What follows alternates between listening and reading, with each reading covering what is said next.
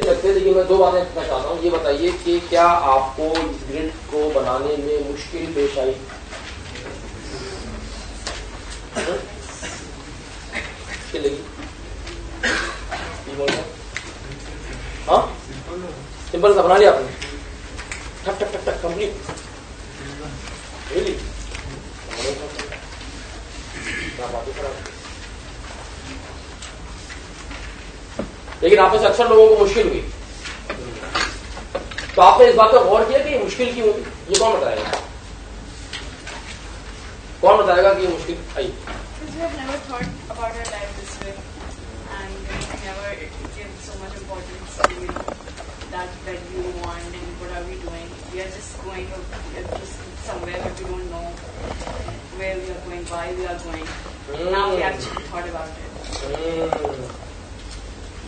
माशाल्लाह, very nice. आपका जवाब बिल्कुल दुरुस्त है। इसकी वजह यह है कि हम यूजुअली अपनी लाइफ के बारे में इस तरह की नहीं सोचते, ठीक है।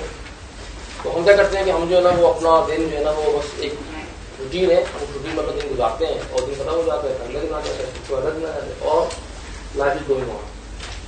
अच्छा, अब यहाँ पे क्या हुआ कि मैंने आपको एक स्ट्रक्चर दिया, एक मैंने आपको फ्रेमवर्क दे दिया और मैंने आपसे ये डिमांड की कि आप इस फ्रेमवर्क में आके अपनी लाइफ के ऊपर रिफ्लेक्ट करें और अपनी जो है ना वो एक्टिविटीज को क्लासिफाई करें वैल्यू मोर इम्पोर्टेंट लाइफ के हिसाब से। चूंकि हमारे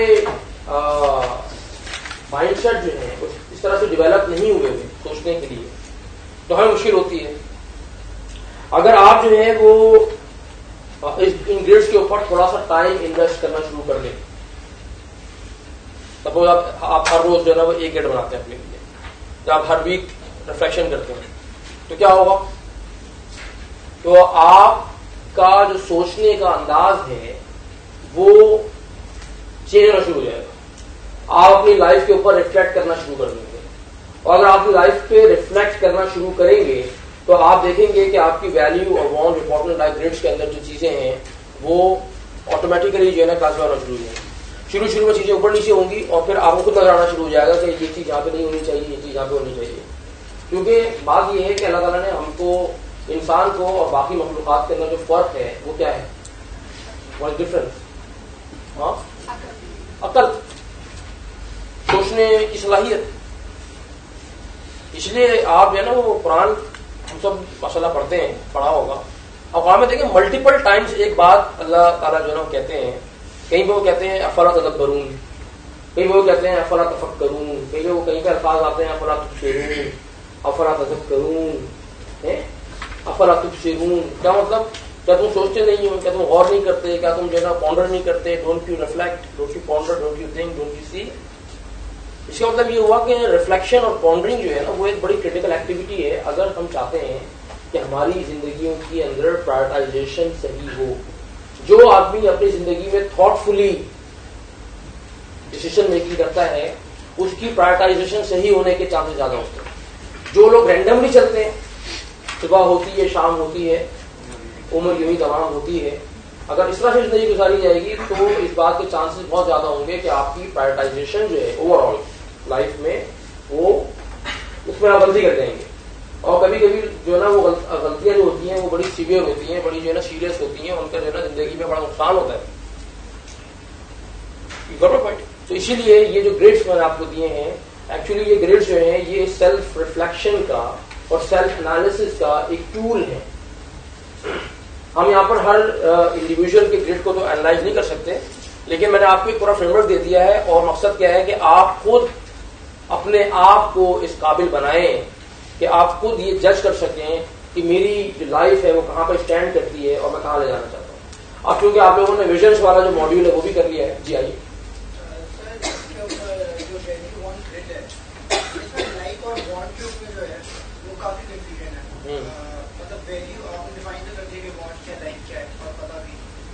हमारी लाइफ की एक्टिविटीज है उसके अंदर क्लासिफाई करना बहुत मुश्किल होता है कि क्या चीज मेरी वांट है और क्या चीज मेरी लाइफ है। I like to learn anything, लेकिन ये मुझे नहीं पता मेरी वांट है। मैंने कोशिश की कि एग्जाम कोचिंग डैश हो गया, ड्रॉप कर दिया, उसके अलावा लेकिन मैंने फिर ट्राई नहीं किया कि मैं कहीं बाहर से लर्न, क्योंकि लोग करते हैं जो है वो सीखते हैं, जो भी सीखते हैं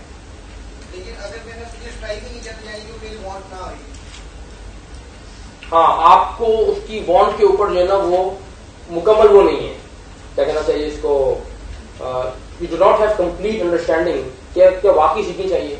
अगर बॉन्ड डिवेलप कैसे होती है, अगर आपको रीजनिंग दे दी जाए ना, अगर आपके पास वो वाई, उन्होंने कहा कि जो है हमें ये क्लियर नहीं होता कि वॉट और वाई, वो जो वाई वाला पार्ट है, अगर आपको ये क्लियर हो जाए ना कि वाई लर्न अरबिक, मैं अरबिक क्यों सीखना चाहता हूं, अगर आपको ये बात समझ में आ जाए तो आपकी बॉन्ड डेवलप होना शुरू हो जाएगी। बहुत दफा हम जो काम करना चाहते हैं हमारे पास इस बात का जवाब नहीं होता कि हम क्यों करना चाहते हैं। आप अरबी क्यों सीखना चाहते हैं?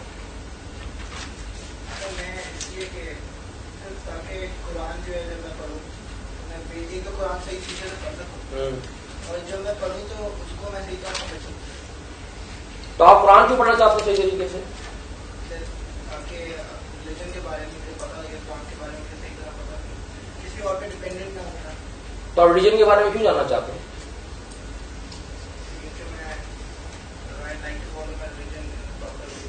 सॉरी मैं अपने रिलीजन को सही तरीके से फॉलो करना चाहता हूँ। तो आप सही तरीके से क्यों फॉलो करना चाहते हैं? ताकि जहन्नम में जाना पड़े। तो आप जहन्नम में क्यों नहीं जाना चाहते? वहाँ आग होती है बहुत ज्यादा। तो आग होती तो क्या होता है? सर आग में मजा नहीं आएगा। आग में मजा नहीं आएगा, तो आग में मजा क्यों नहीं आएगा? जलेंगे, तो मैं पूछूं जलेंगे तो मजा क्यों नहीं आएगा? तो जलने वाला क्यों नहीं? हाँ ठीक है ना, इसका मतलब ये हुआ कि जो वाई है is not very clear.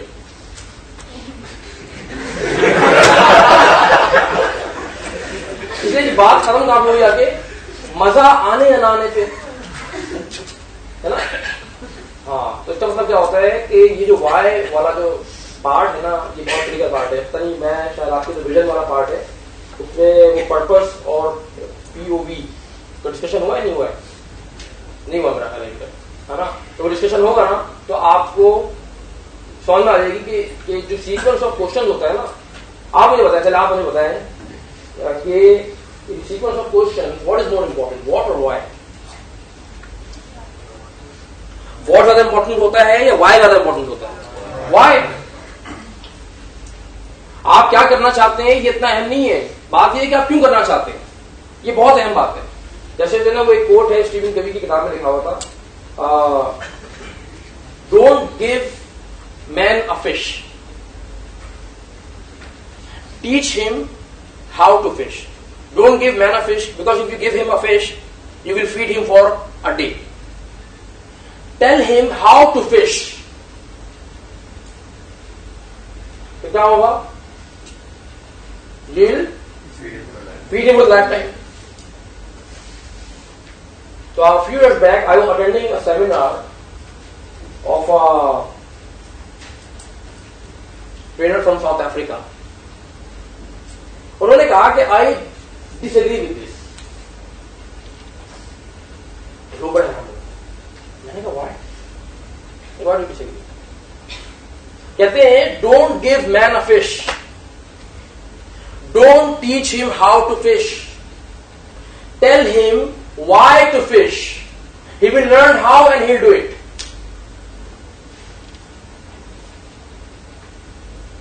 You got the point? So I should not tell you, go and learn Arabic. And I should not tell you how to learn Arabic. I should tell you why to learn Arabic. If you are clear about your why, you'll be able to find out how and you'll do it. और फिर आपको समझ में आ जाएगा ओहो ये है बात।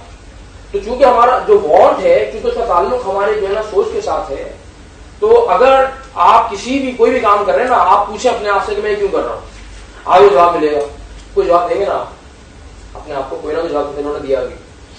आप देखेंगे क्या ये जो जवाब मैं दे रहा हूं कि इसको मैं पूछ सकता हूं क्यों, ये क्यों, जहन्नुम क्यों नहीं, आग क्यों नहीं, इंजॉयमेंट क्यों। तो आप देखें कि आप पहुंचते कहां तक हैं। ये बहुत क्रिटिकल बात है।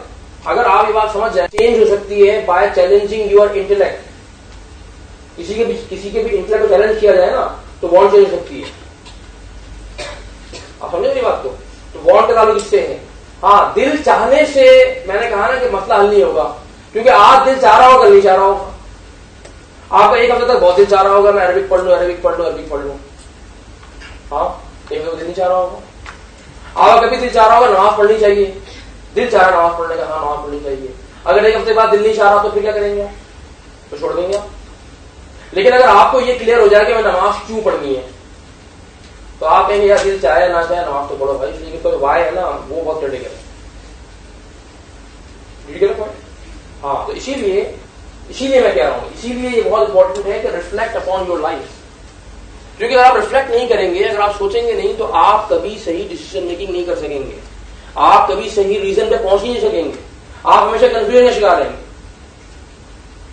ठीक है, तो इसके ऊपर आपने करना ये है कि ये मेरी रिकमेंडेशन है, this is not an assignment. मेरी रिकमेंडेशन ये है कि ये जो ग्रिड्स आपके पास हैं, अगर आप चाहते हैं कि आपको इन ग्रिड्स का ओवरऑल लाइफ में बेनिफिट हो, मेरी रिकमेंडेशन ये है कि invest some time on these grids periodically, यानी आप वीक में एक मरतबा, 3 दिन में एक मरतबा थोड़ा बैठ के रिफ्लेक्शन मोड में जाइए और रिफ्लेक्ट करके देखिए कि आपकी जो जिंदगी में एक्टिविटीज है वो कहां पे स्टैंड कर रही हैं इन ग्रिड्स पर। और जैसे जैसे आप करते जाएंगे आपको खुद ही अपने बारे में क्लैरिटी होना शुरू हो जाएगी।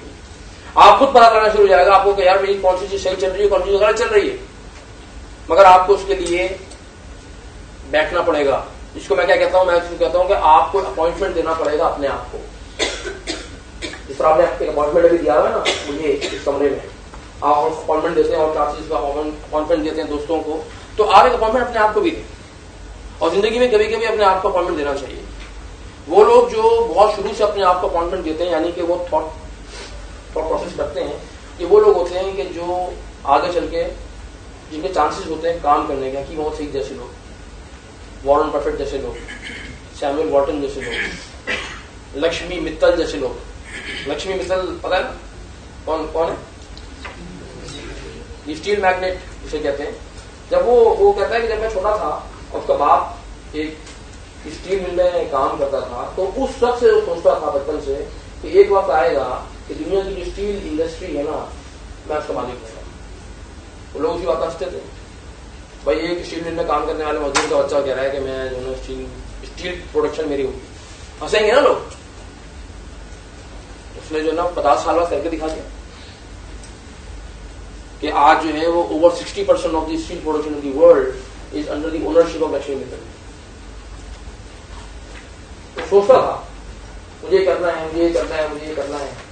उसमें सोच थी और सोच की बेसिस पे उसने अपने आप को डेवलप किया। आप सब लोगों की, इन तमाम लोगों की जो विजनरी लोग होते हैं, इनकी आप हिस्ट्री उठा के देखें, पता लगेगा कि ये लोग बहुत पहले से जो ना इनके जो वो प्रायोरिटाइजेशन के मॉडल्स होते हैं दिमाग में, वो बड़े सही चल रहे होते हैं। वॉरेन बफेट कहता है कि जब मैं 11 साल का था तो मुझे उस वक्त मालूम था कि एक दिन आएगा मैं दुनिया का सबसे अमीर आदमी होगा। क्या मुझे इस वक्त नहीं मालूम, मैं सोचता था कि सबसे अमीर आदमी होगा और मेरा बहुत बड़ा बिजनेस होगा। और क्या करता क्या था उस वक्त? वो किसी होटल में वेटर की नौकरी, क्योंकि सोच बड़ी थी, डिजाइन जिंदगी का उसने उसके उस विजन के मुताबिक किया, तो वहां तक पहुंच गया। आइए, इसमें जो आप कह रहे हैं कि वाई क्वेश्चंस को आप आंसर करें, उसमें एक चेन बन रहा होता है, एक क्वेश्चन से अगला हो, एंड पे आगे फिर ऐसी दोस्त चल जाती है कि जानूंगा तो मजा नहीं आएगा, क्यों नहीं आएगा। ये रिवर्सिबल चीज है। तो आगे फंस जाते हैं आप। बस इससे आगे क्या करेंगे? इससे आगे क्या करेंगे? ये आपको जो विजन वाला मॉड्यूल अभी थोड़ा सा बाकी रह गया है, उसमें वाई वाला पोर्शन अभी कवर नहीं हुआ है। वो जब कवर होगा तो आपको उसका आंसर मिल जाएगा। सेकंड क्वेश्चन था कि डूइंग और नॉट डूइंग में इस तरह की एक्टिविटीज हैं जो बहुत कम करते हैं, मतलब महीने में 2 बार की, साल में 2 बार की, इस तरह से जो चीजें उनको कहाँ पे रखेंगे, डूइंग में नॉट डूइंग में? अगर आप बहुत कम करते हैं तो उसको नॉटिंग, अगर उनकी रिक्वायरमेंट ही बहुत कम करने की है, मतलब वो एक ऐसी चीज है जो करनी महीने में 2 दफा होती है, तो मतलब डूइंग में आएगा। लेकिन एक ऐसी चीज है जो करनी रोजाना होती है लेकिन आप करते 2 दफा है, नॉट डूइंग में आएगा। ठीक है, अच्छा anyways moving forward from here, हमने पिछली सेशन के अंदर इंपॉर्टेंट के ऊपर डिस्कशन किया था। ये सारा डिस्कशन इंपॉर्टेंट के पॉइंट ऑफ व्यू से था। हमने जो टाइम इंपॉर्टेंट मैट्रिक्स आपको दिया था, इसमें दूसरा जो एरिया है वो क्या है? अर्जेंट। जिस तरह हमने इंपॉर्टेंट की एक स्पेसिफिक डेफिनेशन देखी थी और उसकी बेसिस पे पूरा मॉडल डेवलप हुआ है ना, वर्थवाइल गोल्स। इंपॉर्टेंट क्या होता है जैसे भाई, something that takes us closer to our worthwhile goal is called important, and something that does not take us towards our worthwhile goal not important. ठीक है ना। तो आइए हम अर्जेंट को भी जो है वो डिफाइन करेंगे। अर्जेंट का क्या मतलब होता है, एक इसकी स्पेसिफिक डेफिनेशन है, इसको आप गौर से देखें। Urgent is defined as anything if not done in the present, most probably cannot be done later. कोई ऐसा काम जिसको के प्रेजेंट में अगर नहीं किया गया तो बाद में वो मोस्ट प्रोबेबली नहीं किया जा सकेगा। प्रेजेंट का मतलब होता है या तो नाउ होगा अभी, या प्रेजेंट का मतलब होता है कोई स्टिपुलेटेड फ्रेम ऑफ टाइम है। मिसाल के तौर पे ये काम इसे घंटे में हो सकता है, अगले 2 घंटे में ही हो सकता है, या मिसाल के तौर पे वो आज ही हो सकता है।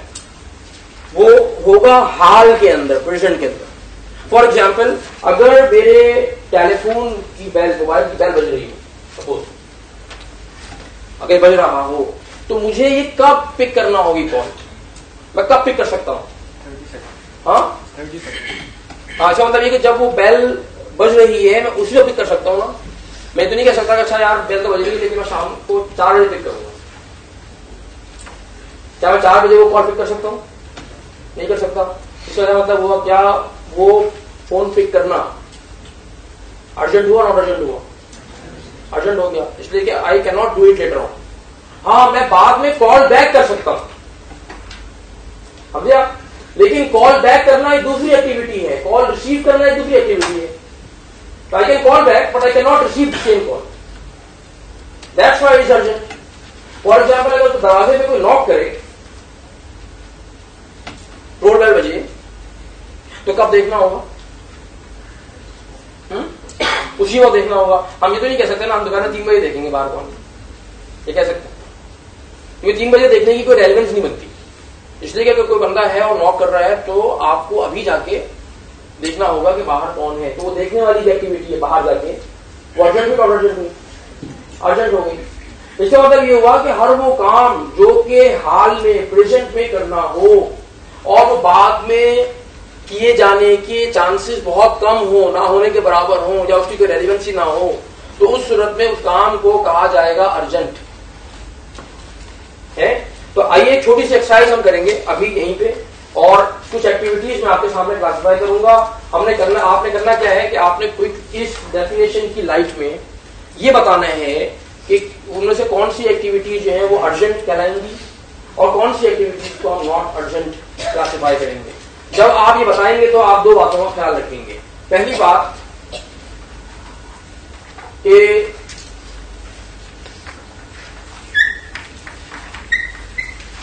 focus on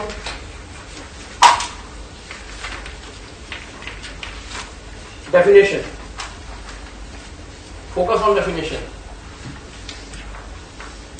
Number 2,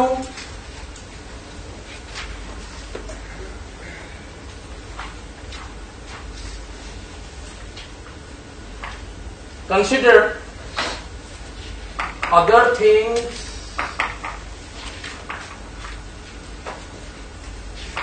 remain unchanged. And number 3, consider if you are alive. 3 बातों का ख्याल रखेंगे आप किसी चीज की अर्जेंसी या नॉट अर्जेंसी डिसाइड करते हुए। पहली बात क्या है कि अकॉर्डिंग टू दिस डेफिनेशन, क्योंकि जिस तरह हमने देखा था कि इंपॉर्टेंट के परसेप्शन सबके अलग अलग होते हैं, अर्जेंट के भी अलग अलग होते हैं, और बहुत दफा ओवरलैप होता है ना। ओवरलैप किस तरह से होता है कि जो चीज इंपॉर्टेंट होती है उसको अर्जेंट कह रहे होते हैं, अर्जेंट को इंपॉर्टेंट कह रहे होते हैं, कंफ्यूजन होती है। तो आपने इस डेफिनेशन पर फोकस करना है, एक बात। दूसरी बात यह है कि आप इस कंडीशन के साथ चलेंगे कि अदर थिंग्स रिमेन अनचेंज, और तीसरी बात यह है कि इफ यू आर अलाइव। ठीक है, तो मैं आपके सामने वो एक्टिविटीज यहाँ पे जो है ना लिस्ट डाउन कर रहा हूँ, आप इसको क्विकली आपस में डिस्कस करेंगे। मैं आपको जो है ना वो 3 मिनट दूंगा, 3 मिनट में आपने डिस्कस करके जो है ना वो इनकी अर्जेंसी या नॉट अर्जेंसी को डिसाइड कर लेना है। शुरू कीजिए डिस्कशन, अपने साथ शुरू कर देंगे।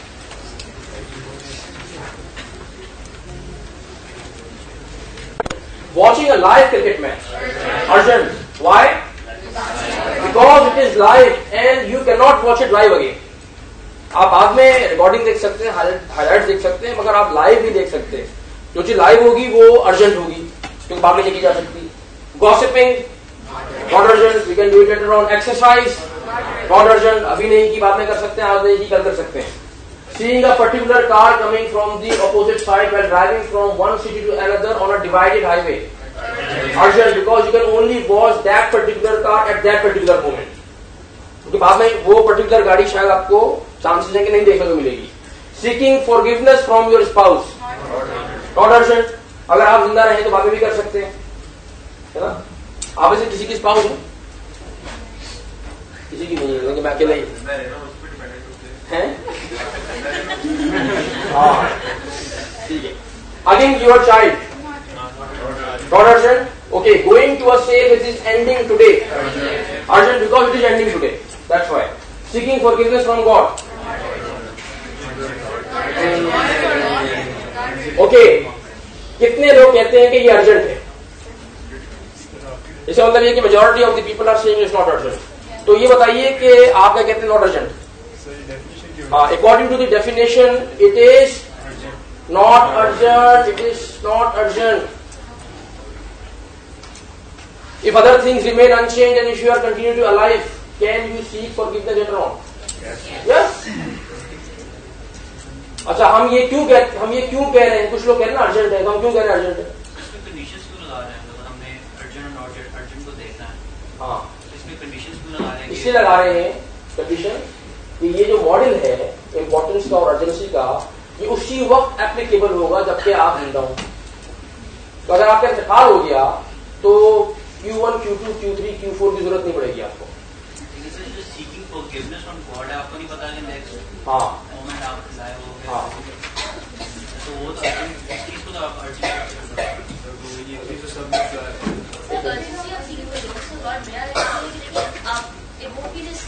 अगर एक आप गुनाह आप एक पॉइंट टाइम पे फौरन की बात नहीं होगा कि it's not the same as मैं 4 साल बाद की मुझसे मैंने तौबा कर ली. So I think that's urgent. मतलब seeking forgiveness to God is urgent. Say applying the third point that if you are alive, you don't know if you'll be alive the day after. You won't know if you're alive a day after. You can see forgiveness. हम कह रहे हैं suppose कह रहे हैं कि आप जिंदा रहे तो क्या होगा? ठीक है ना. अच्छा, ये जो हम कह रहे हैं ना कि इसलिए कि तौबा भी नहीं की, अभी की तौबा में बाकी तौबा में फर्क होता है, और अगर मैं अगले दिन मर गया तो क्या होगा, है ना. इसीलिए ये चीज मैंने डिफाइन, इसीलिए डेफिनेशन दी गई है आपको. क्योंकि अगर हमने इस बात पे डिसीजन मेकिंग करनी शुरू की, अगर आप डिसीजन मेकिंग इस तरह से करेंगे जिंदा नहीं रहा तो क्या होगा, अगर मर गया तो क्या होगा, अभी की तौबा बाकी तौबा में जो फर्क है फिर क्या होगा. तो फिर क्या होता है, तो इसका मतलब ये होगा कि अगर सब चीजें हटा दें आप तो जिंदगी मर्जी अर्जेंट है, तौबा थोड़ी मर्जी अर्जेंट है. अगर मैं मर गया तो बच्चे को हाथ कब करूंगा, तो बच्चे को हाथ अभी भी करना चाहिए, कर लेना चाहिए, है ना. मुझे जिंदगी में हर काम भी करना चाहिए. पॉइंट क्या है कि ये जो हम बात कर रहे हैं ना अर्जेंट वाली, ये हम क्यों कर रहे हैं? बिकॉज हम इस वक्त थोड़े से रिलीजियस इमोशंस को इस्तेमाल कर रहे हैं. हमें लग रहा है यार अगर ये दो तो नहीं कि मर गया तो क्या हुआ, ये तो क्या देना, मेरे काम गए, सब काम छोड़ के दवा करते हैं, सारे काम तर्क कर दें, आज की सारी क्लासेस कैंसिल करें और सब है तुम्हारे सब. लेकिन हम नहीं करते ना. हम क्यों नहीं करते? इसलिए हाँ अभी हम क्लासिफिकेशन कर रहे हैं. एक और चीज होती है एप्लीकेशन. इस काम को करना कब चाहिए, हम अभी करना कब चाहिए की बात नहीं कर रहे. हम इस वक्त ये बात कर रहे हैं कि ये काम कब किया जा सकता है. किसी काम के किए जा सकने में और उसको कैसे करना चाहिए में फर्क है, समझे. तो क्या ये काम बाद में किया जा सकता है? किया जा सकता है. क्या ये काम बाद में करना चाहिए? नहीं. इसलिए कि ये बहुत खतरनाक खूनी है. और खूनी क्या है कि अगर कोई चीज नॉट अर्जेंट है तो उसको बाद में करना चाहिए, उसको डेफर कर देना चाहिए. और दूसरा पोनी क्या है कि अगर कोई चीज अर्जेंट है तो हर अर्जेंट चीज को करना चाहिए, बिकॉज वी आर अर्जेंसी ड्रीविंग। याद है मैंने कल आपको बताया था आइजनहावर का कोट है, things which are urgent which looks urgent और सेल्डम इंपॉर्टेंट। तो हम क्या करते हैं कि हम अक्सर जो है वो अर्जेंट चीजों से ड्राइव होते हैं और हम चक्कर में होते हैं काम कभी करो। हम ये नहीं देखते कि उस काम की इंपॉर्टेंस भी है कि नहीं है, क्या वो काम हमारे वर्क पॉइंट को कॉन्ट्रीब्यूट भी कर रहा है कि नहीं कर रहा। इसी तरह अगर कोई चीज technically from the definition not urgent है तो हमारे दिमाग में क्या आता है कि नॉट अर्जेंट है, इसका मतलब ये कि बात में करना चाहिए, नहीं करो बाद में कर लेंगे। रूल क्या है जो आगे चल के अभी आपको और क्लियर हो जाएगा आपके सेशन में। रूल ये है कि अगर कोई चीज नॉट अर्जेंट है तो इसका मतलब ये नहीं है कि इस काम को करना भी बाद में चाहिए, और अगर कोई चीज अर्जेंट है तो इसका मतलब ये नहीं होता कि हर अर्जेंट चीज को भी करना चाहिए। भाई साहब एक दो हाँ तो फिर डेफिनेशन में होनी हुई ना, होनी बेस पे डेफिनेशन है कि जो काम आप बाद में नहीं कर सकते उसे भी करना। क्या कह रहे जो काम डेफिनेशन है ना कि कहते हैं anything if not done in present most probably can not be done in later. तो आप वही कह रहे हैं ना कि होनी बेस डेफिनेशन ही हुई। हम तो करना चाहने की बात ही नहीं कर रहे, हम तो सब बात कर रहे हैं कि वो काम किया जा सकता है कि नहीं किया जा सकता। ये डेफिनेशन पढ़े कल लिखा हुआ है।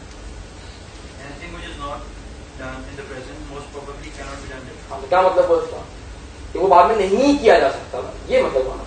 मैं ये तो नहीं सजेस्ट कर रहा डेफिनेशन के अंदर ये करना भी नहीं चाहिए, मैं तो कही नहीं रहा। अभी हम उसको करना कैसे चाहिए इसकी बात ही नहीं कर रहे, हम तो सिर्फ उसको बिना डेफिनेशन में क्लासिफाई कर रहे हैं। फॉर एग्जाम्पल एक दफा एक हमारे दोस्त भी एक क्लाइंट भी है, कहने लगे कि एक दफा मैं अपने ऑफिस से घर आया तो मैंने ये देखा कि मैं किचन में गया तो मैंने किचन में देखा तो जो है ना वो टोमेटो केचप का एक जो है ना वो रखा हुआ है पैक है, और उसमें 12 बॉटल्स हैं टोमेटो केचप, एक लीटर वाले एक केजी वाले पाउच हैं 12। मैं बड़ा परेशान हुआ तो मैंने वाइफ को बुलाया और मैंने उनसे ये पूछा कि ये बताएं कि ये इतने सारे केचप कौन लाया है। तो उन्होंने कहा कि मैं लाई। तो उन्होंने कहा कि आप इतने सारे क्यों लाई। तो उन्होंने कहा कि वो मैं गई थी स्टोर तो वहां पे ना सेल लगी हुई थी और जो है ना वो लिखा हुआ था कि 6 की पेमेंट करें और 6 फ्री है। तो मैंने उनसे पूछा कि तो फिर तो उसमें लिखा हुआ था कि आज सेल का आखिरी दिन है। फिर तो भाई आज सेल खत्म हो जाती ना तो मैं तो जो है ना मैंने कहा मैं ले लेती हूँ। तो उन्होंने पूछा कि क्यों, तो इसलिए कि सेल लगी हुई है और सेल खत्म हो रही है। उन्होंने कहा सेल तो खत्म हो रही है वो तो ठीक है, लेकिन आप ये तो बताएं कि इसकी जरूरत क्या है, मतलब इतने सारे के तरीके जरूरत। कहने लगे नहीं आप समझ नहीं रहे भाई, सेल लगी हुई थी ना 6 की कीमत में 6 फ्री आए। कहने लगे भाई बेगम साहबा फ्री तो आए, ये बताइए कि क्या जरूरत भी थी, मतलब क्या आप हमें केचप खिलाएंगी क्या, हर रोज सुबह से लेकर शाम तक केचप खाते रहेंगे हम। 12 किलो केचप, क्या मतलब है 12 किलो केचप का। कहने लगे नहीं भाई आप देखें भाई मैं तो पैसे बचाने के लिए, पैसे बचाने के लिए कहां से लाएंगे आप। तो इन्होंने क्या किया, किस चीज से डिसीजन मेकिंग की, क्या सोच के किया, अर्जेंट है, विदाउट अंडरस्टैंडिंग कि वो इंपॉर्टेंट भी है। And this is what happens in life. जो मार्केटिंग और एडवाइजिंग होती है ना बहुत दफा, आप लोग गौर करें वो कौन से कंज्यूमर बिहेवियर के ऊपर रख के डेवलप की जाती है। उनको मालूम होता है कि people are generally urgency driven, sale लगी हुई है, सेल खत्म हो रही है, अब जो ना वो जो लोग भाग रहे होते हैं। अच्छा वो ये नहीं सोचते कि जो ना वो जो हम खरीद रहे हैं वो इम्पोर्टेंट भी है, लेकिन do I really need to buy this particular thing. नहीं कुछ सेल लगी है खरीद देते, लेकिन जूतों की सेल लगी है खरीद देते, जूते इतने सारे जगह रखे हैं जरूरत नहीं सेल लगी है। तो मैं इस परसेप्शन को मेरे दोस्त तोड़ना चाह रहा हूं, ठीक है। हाँ जो आप कहना चाह रहे हैं वो गलत नहीं, जो आप कहना चाह रहे हैं इस काम को करना चाहिए, ये कह रहे हैं ना, यानी कि जो ना तौबा को डिले नहीं करना चाहिए, कह रहा हूँ ना, मैं भी ये कह रहा हूँ। लेकिन इसमें हम करने के ऊपर बात नहीं कर रहे हैं, हम सिर्फ उसकी क्लासिफिकेशन में बात कर रहे हैं, इसीलिए ये अर्जेंट है। एक बात। दूसरी बात ये है कि अगर ये अर्जेंट है सपोज, तो ये क्यों नहीं?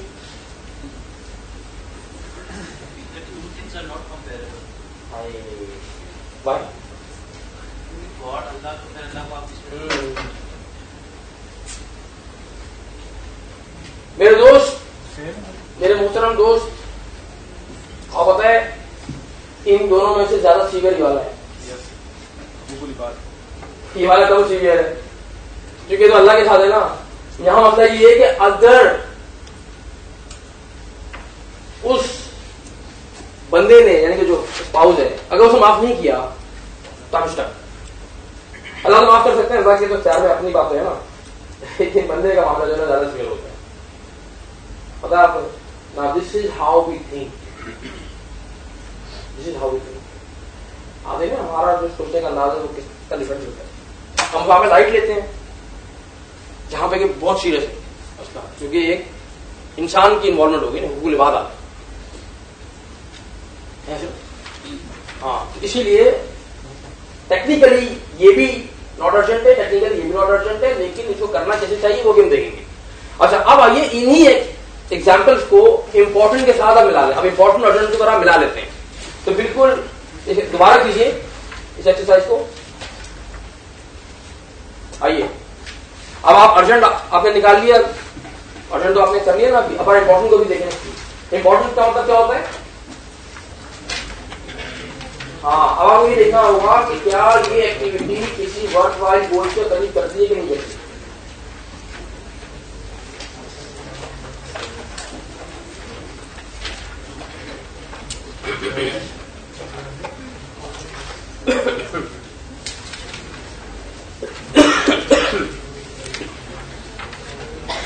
नॉट इंपॉर्टेंट है तो बेस्ड ऑन दैट जो क्वाड्रेंट बदल जाएगा। जिसके लिए इंपॉर्टेंट है उसके लिए क्या होगा? Q1, जिसके लिए नॉट इंपॉर्टेंट है उसके लिए क्या होगा? Q3।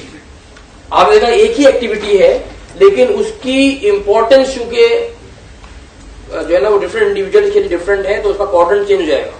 इसी तरह से गॉसिपिंग जो है वो अर्जेंट नहीं होती, क्या इंपॉर्टेंट होती है? नहीं होती है, Q4 में चली जाती है। एक्सरसाइज अर्जेंट नहीं होती, क्या इंपॉर्टेंट होती है? कौन से क्वाड्रेंट में जाएगी? Q2। अच्छा जी, उस गाड़ी को देखना हाईवे के ऊपर जो है ना वो अर्जेंट तो होता है, लेकिन क्या वो इंपॉर्टेंट भी होता है? यूजुअली इंपॉर्टेंट नहीं होता, Q3। अच्छा, सीकिंग फॉरगिवनेस फ्रॉम स्पाउस जो है वो अर्जेंट नहीं होता, क्या इंपॉर्टेंट होता है? Yes, it's Q2। Hugging yours जी इंपॉर्टेंट नहीं होता। इंपॉर्टेंट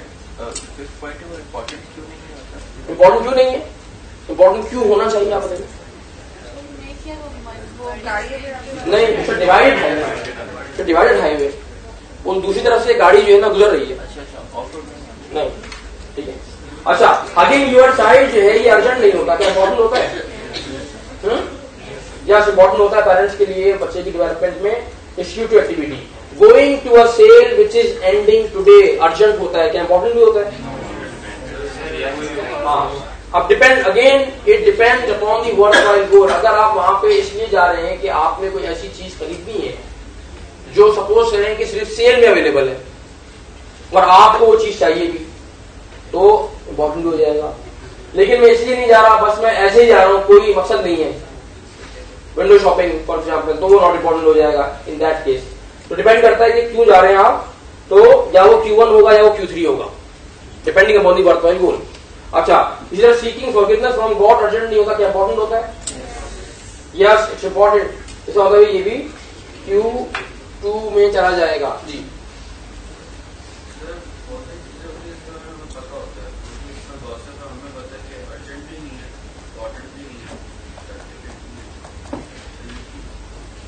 क्या?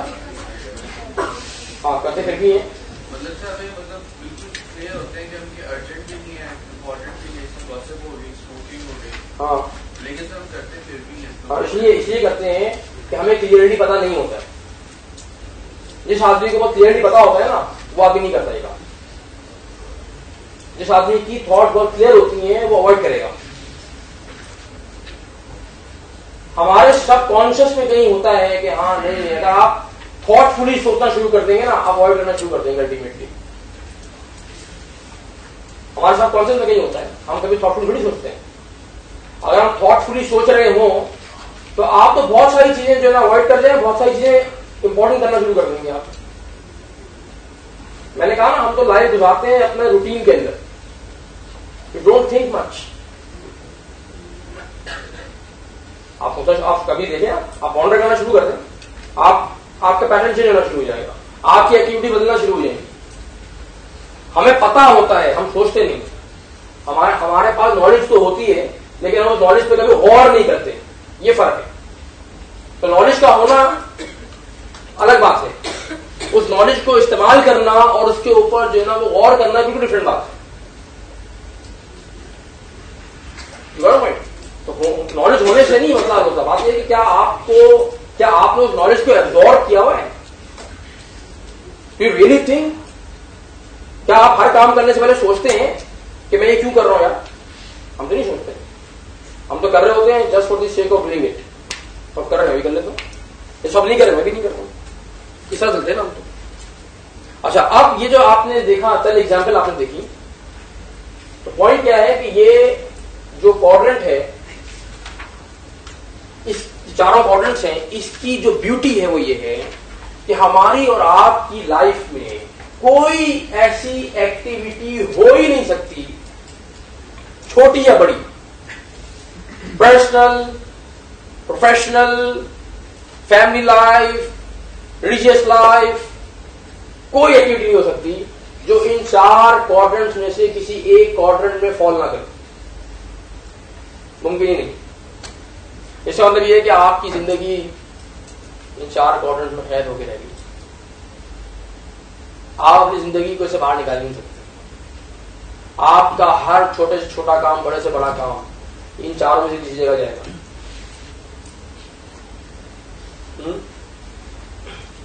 आपने जिंदगी, आप सुबह से लेकर शाम तक अपनी सारी एक्टिविटीज पे गौर करना शुरू कर दें तो क्या पता लगेगा आपको हर एक्टिविटी कहीं ना कहीं जाएगी। इसी क्योंकि हमारी हर एक्टिविटी इन चार क्वाड्रेंट्स में से किसी क्वाड्रेंट में क्लासिफाई होती है। इसीलिए अब हम ये देख सकते हैं कि हमें इस क्वाड्रेंट को फिर हमें हैंडल कैसे करना चाहिए, यानी हमारी वो एक्टिविटीज जो कि Q1 में फॉल करती हैं उनको कैसे एड्रेस करना चाहिए, हमारी वो एक्टिविटीज जो Q2 में होती हैं उनकी मैनेजमेंट कैसे होनी चाहिए, इसी तरह Q3 और Q4 को कैसे करना चाहिए। हमारा अगला स्टेप ये है जो कि बहुत इंपॉर्टेंट स्टेप है, और आपकी जो प्रायोरिटाइजेशन है बहुत आसान हो जाएगी। लेकिन इससे पहले कि मैं वो काम करूं, मैं चाहूंगा कि हम 5 मिनट और लगाएं और एक छोटी सी एक्सरसाइज आप करें। एक्सरसाइज ये करेंगे, अगेन क्विक डिस्कशन करेंगे आप, और डिस्कशन करके आपने करना ये होगा कि आपने इन चारों क्वाड्रेंट्स की अपनी ऑब्जर्वेशन से, अपनी लाइफ से दो एग्जाम्पल जो है ना वो आपको क्विकली लिखनी है।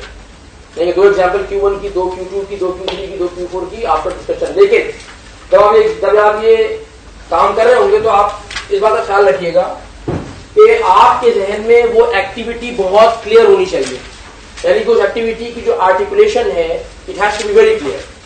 मिसाल के तौर पे अगर आप कहेंगे शादी अटेंड करना, तो शादी अटेंड करना जो है ना ये एक लूसिड स्टेटमेंट नहीं है, लूसिडिटी बहुत लो है, क्योंकि सवाल ये पता होता है किसकी शादी की बात कर रहे हैं। अगर अपनी शादी हो तो कौन से क्वाड्रेंट, अगर अपनी शादी अटेंड करनी हो तो कौन से क्वाड्रेंट में जाएगा? Q1, एक्साइटमेंट होगी उस दिन, एक्साइटेड हो गया ना अपनी शादी। लेकिन अगर आपको जो है ना वो खाला की, उमानी की, भतीजी की, पड़ोसन की, नानी की, नवासी की शादी अटेंड करनी हो तो कहां जाएगा? तो वो क्वाड्रेंट से जाएगा उसका। इसलिए कि आप कहेंगे कि एक गिलो, वो तो पता नहीं कौन से डिस्टेंट रिलेटिव का कार्ड आया हुआ है, वो शादी अटेंड करनी है, तो आपको एक्साइटमेंट नहीं होगी। अपनी शादी में बहुत एक्साइटमेंट होगी, शादी एक रात पहले नींद आए, तैयारी होगी, आपके पूरा ना वो करेंगे ना। तो शादी अटेंड करने से बात नहीं, आपको ये बताना होगा कि ये किसकी शादी है, अपनी है, अपने भाई की है, अपनी बहन की है, पड़ोसन की है, या जो है ना किसी डिफरेंट रिलेटिव की, किसकी है, उसके हिसाब से कोऑर्डिनेट सेट होगा। एक बात। दूसरी बात ये है कि अगर आप किसी एक्टिविटी में एग्जैक्ट कोऑर्डिनेट तक ना पहुंच पा रहे हो तो सिंपल काम करें, we call it the rule of elimination. क्या मतलब है? 4 क्वाड्रेंट है,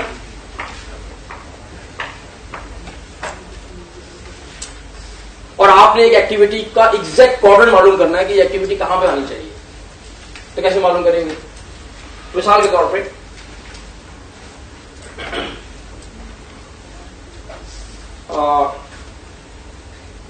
सुबह 8 बजे से लेकर 10 बजे तक एक क्लास अटेंड करनी है। तो वो जो सुबह 8 से लेकर 10 बजे तक सेशन अटेंड करना है, ये एक एक्टिविटी है। अब आइए इस एक्टिविटी में पहले आप क्या करें, उसकी अर्जेंसी को सेटल कर लें। आप सवाल क्या करेंगे अपने आप से पैसिव वॉइस में कि अगर मैंने ये क्लास अटेंड नहीं की तो क्या मैं ये क्लास बाद में अटेंड कर सकता हूं? जवाब क्या आएगा? बोले सपोज करेंगे नहीं कर सकते बाद में अटेंड। अगर बाद में अटेंड नहीं कर सकते इस क्लास को तो इसका मतलब क्या हुआ? इस क्लास को अटेंड करना क्या हुआ? अर्जेंट हो गया। इसका मतलब ये हुआ कि ये Q2 भी नहीं हो सकता और ये Q4 भी नहीं हो सकता, ये दोनों तो आउट हो गए। अगला सवाल पूछिए अपने आप से, क्या इस क्लास को अटेंड करना मुझे किसी वर्थवाइल गोल से करीब करता है? उस क्लास को अटेंड करना क्या वर्थवाइल को करीब करता है? हाँ या नहीं? क्लास अटेंड करना आपके वर्थवाइल गोल से आपको करीब करता है। वर्थवाइल गोल क्या है? फॉर एग्जाम्पल डिग्री या पर्सनल डेवलपमेंट है ना, मेरी डेवलपमेंट, मेरा एक कोर्स की अंडरस्टैंडिंग, तो मल्टीपल वर्थवाइल गोल्स हैं। इसका मतलब ये हुआ कि ये इंपॉर्टेंट है ना? इसका मतलब ये हुआ ये Q3 भी नहीं हो सकता। फॉर एग्जाम्पल रात को late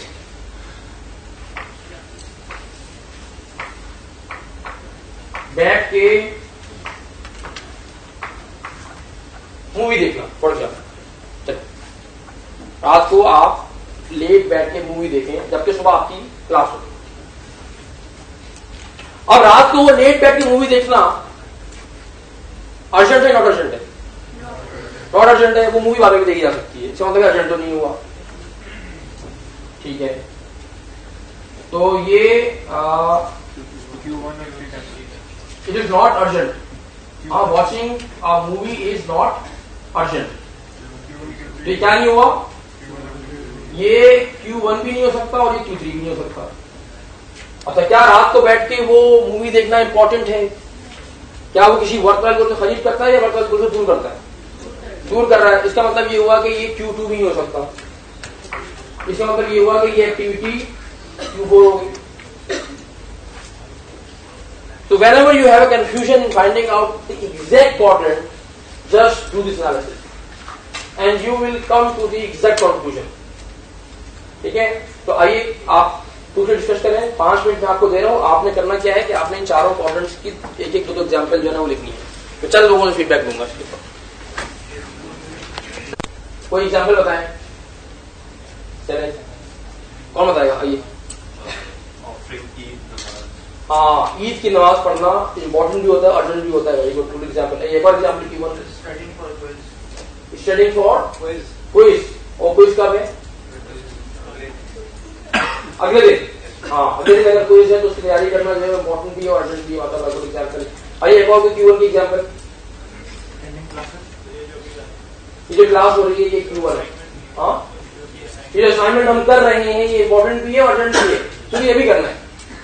Going to office on time. हाँ, Going to office on time. Going to office On time. on time is Q1। अच्छा, गुड एग्जाम्पल। आइए अब Q2 की कोई एग्जाम्पल बताते हैं। Q2 exercise is important but not urgent. Reading a book. अच्छा, good example, very nice. आइए और कोई Q2 जी क्या हो गया? वही था, और नहीं देखा आपने? Getting vaccinated. Getting Vaccinated. Getting vaccinated is important but not urgent. ठीक है, गुड एग्जाम्पल माशाल्लाह. आइए एक और एग्जाम्पल दें Q2 की.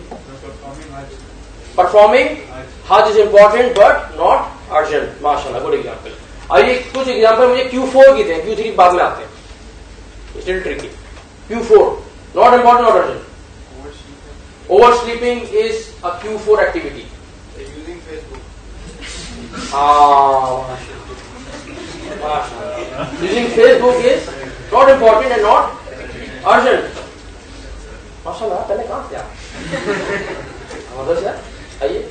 जैसे कि एक स्टडी का बताया था कि if you use Facebook for updating statuses and chatting, then it has a negative effect on your GPA, but it has a positive effect if you share articles and you share knowledge.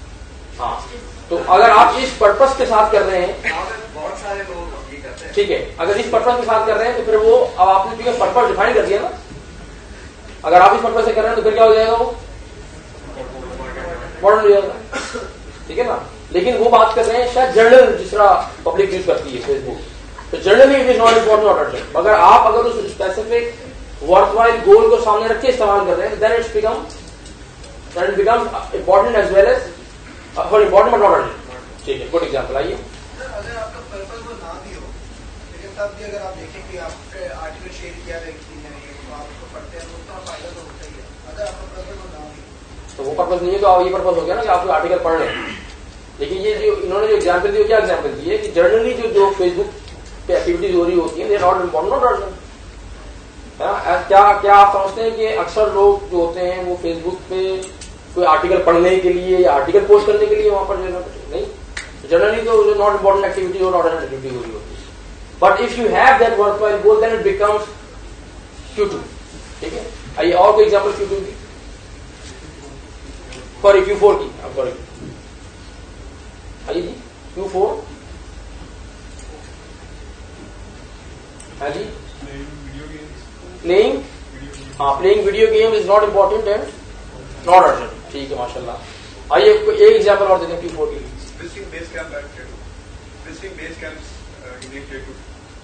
Visiting base camps near Q2 is not important and not urgent. It doesn't take you towards a worthwhile goal.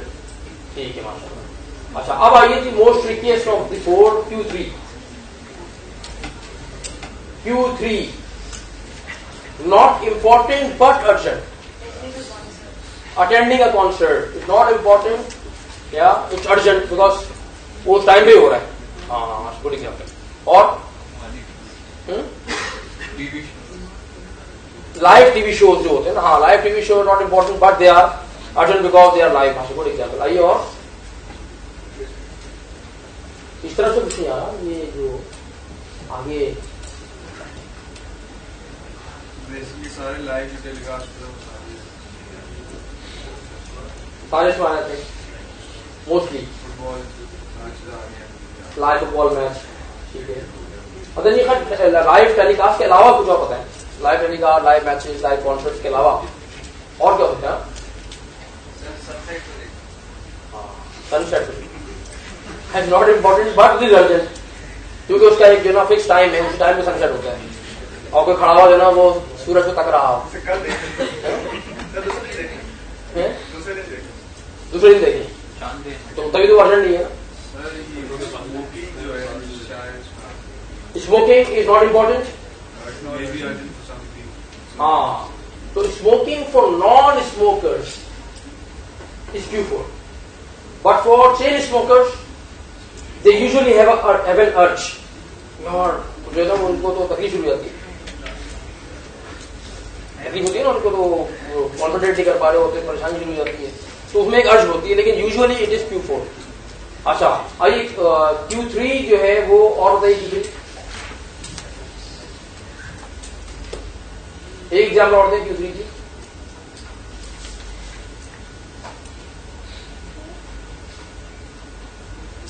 हाँ, आप discuss कर रहे हैं ना.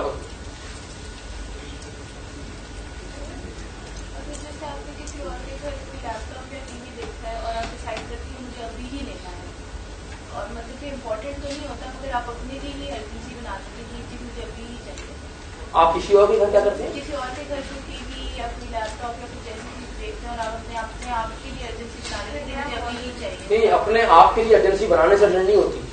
सवाल क्या है, क्या मैं ये लैपटॉप या टीवी बाद में ले सकता हूँ कि नहीं ले सकता? ले सकता हूँ ना, तो अर्जेंट नहीं हुआ। ठीक है, मेरे बनाने से नहीं होती। हाँ जी, हाँ, सोलर एक्लिप्स।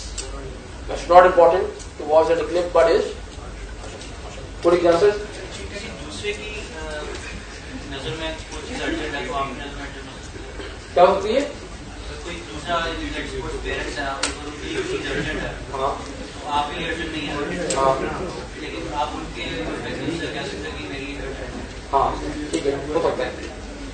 ऐसा हो सकता है कि अम्मी ने आपको कोई जो ना ऐसा काम दे दिया जो कि उनके लिए अर्जेंट है, और जो ना वो आप समझते हैं कि आपके लिए अर्जेंट नहीं है, लेकिन चूंकि अम्मी की बात मानना है ना, और जो ना अम्मी का हुक्म है, तो अब क्या होगा कि जो ना वो एक वर्कवाइल गोल है आपका, तो आप उनका उस वर्कवाइल गोल को पूरा करने के लिए उस काम को कर देंगे।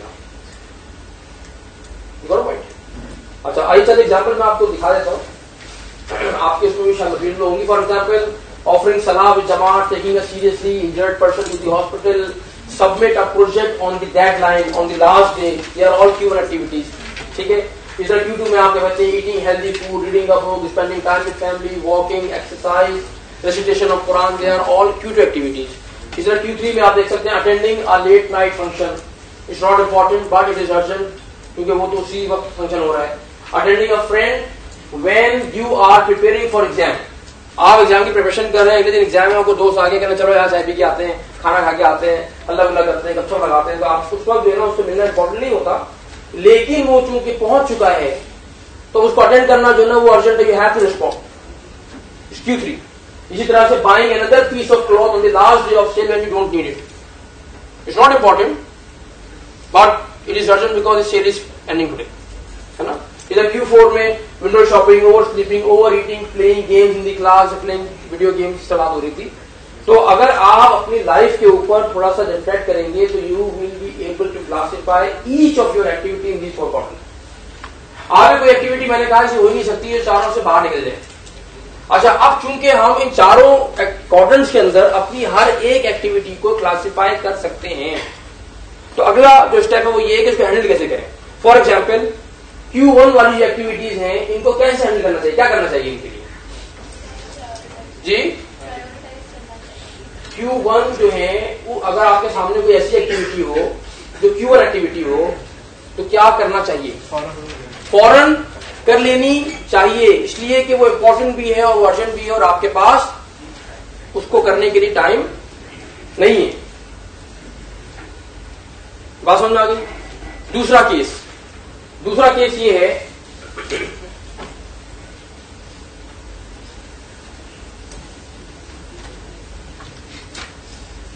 कि आपके सामने 2 एक्टिविटीज हैं,